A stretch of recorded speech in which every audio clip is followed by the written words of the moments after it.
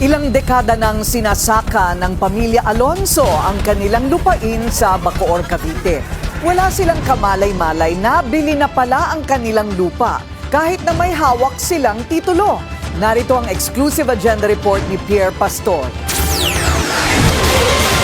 Squatters na raw sila ngayon sa sarili nilang lupa. Ito raw ang sinabi sa pamilya Alonso ng Barangay Molino 6 sa Bacoor, Cavite. Tila hindi lang sa malalayong hasyenda nangyayari ang land grabbing. Kahit sa mga kalapitbayan ng Maynila gaya ng Cavite, may inaagawan din ng mga lupa. Kinukuha umano ni former Senator Cynthia Villar ang 2.5 hectares na lupaing ito na nasa kalagitnaan ng residential area sa Molino 6. Tinanong ko pa nga po siya dito, hinarang ko po siya doon. Tinanong ko, sabi ko, "Ma'am, good afternoon po, ano po may paglilingkod ko?" Sinabi niya sa akin, "Nabili ko na to," tapos sabay alis po. Pero, papaano naman ang titulong hawak ng pamilya para sa lupaing minana nila sa kanilang mga magulang at sinasaka nila simula pa 1968?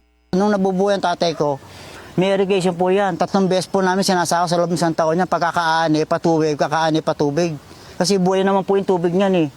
Ano ginawa nila sa patubig niyo? Wala na po, kasi nga ginawa na po river drive, sinaraduhan na rin po, nilagyan na ng kalsada. 2023 nang nagsimula umano ang unti-unting pang-aagaw sa lupa.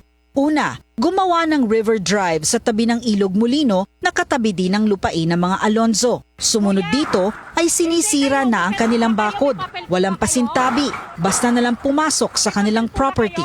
Mga gwardya ang gumawa nito na umano'y mga nakabonet at may mga baril. Walang dalang papeles at ni ayaw sumagot ng maayos kapag tinatanong. Kung habang ginagawa nila po yung river drive, unti-unti na po nila pinapasok yung mga heavy equipment nila, pinapatag na po yung lupa.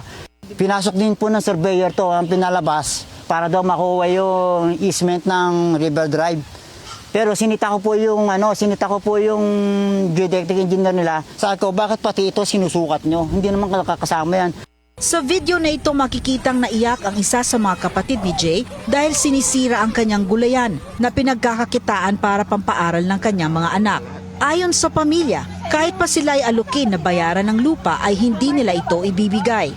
Helpless ang pakiramdam ng pamilya Alonso dahil dumulog na sila sa maraming tanggapan para sa kanilang problema sa kanilang lupain.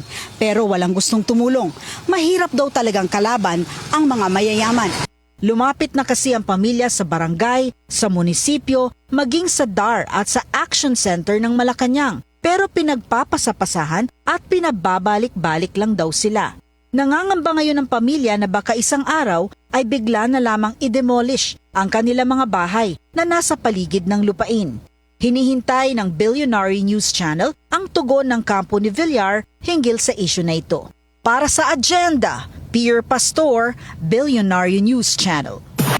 Manatiling nakatutok sa Billionaire News Channel. Sumubaybay sa aming social media accounts at mag-subscribe sa aming YouTube channel para sa mga bago at eksklusibong balita.